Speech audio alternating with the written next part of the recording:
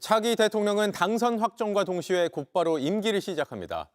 새 대통령의 집무실 어디가 될지 관심이 큰데 용산이냐 청와대냐 세종이냐 여러 의견이 나오고 있습니다. 밀착 카메라 이가혁 기자가 시민들의 이야기 들어봤습니다.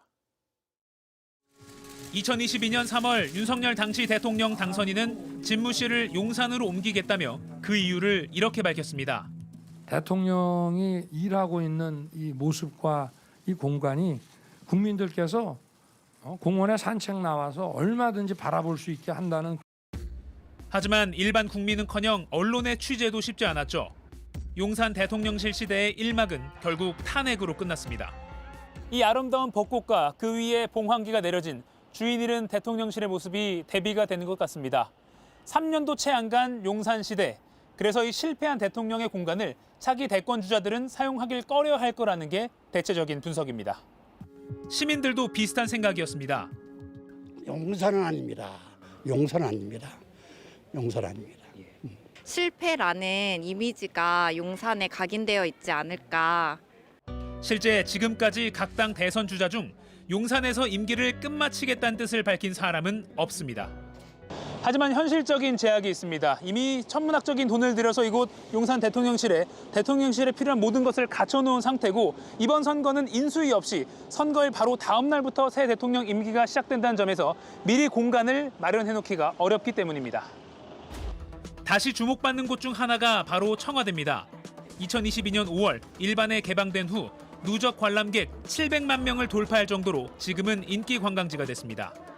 청와대 관람 코스 중에서도 가장 인기가 높은 접견실과 그리고 이곳은 대통령 집무실입니다. 지금도 제 주변에 많은 관광객들이 사진을 찍는 모습을 볼 수가 있는데요.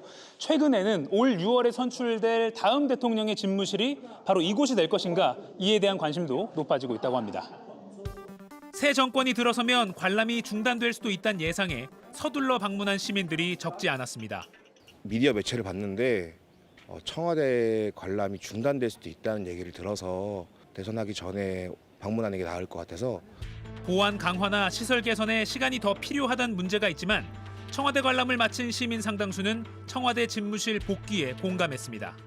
대한민국의 고유성을 되찾고 싶어요. 대통령이 이제까지 직무를 봤던 곳에서 다시 한 번 더 새로운 대한민국을 만들었으면 좋겠습니다. 잡초가 우거진 세종시 세종동의 한 벌판. 대통령 제2집무실 건립이 추진 중인 이곳이 다시 술렁이고 있습니다. 여러 대권 주자들이 세종시 이전을 언급하면서 제2가 아니라 제1집무실 건립이 이루어질 거란 기대가 커지고 있는 겁니다. 실거주자분들이 한 50%, 투자자분들이 50% 이렇게 지금 매수를 하고 있는 상황이고 한 3배 정도 늘지 않았을까? 다만 신중하게 지켜보자는 의견도 적지 않습니다.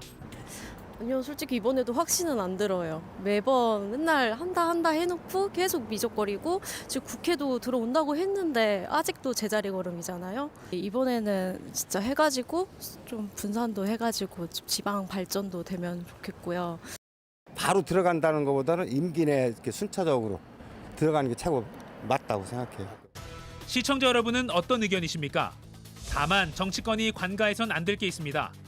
유권자들이 새 대통령 집무실에 관심을 갖는 건 장소 그 자체뿐만 아니라 불통이라는 고질적 문제를 얼마나 잘 해결할 것이냐를 보기 위해서라는 점입니다. 밀착 카메라 이가혁입니다. JTBC 뉴스를 시청해 주셔서 고맙습니다. 저희는 저녁 6시 30분 뉴스룸에서 뵙겠습니다.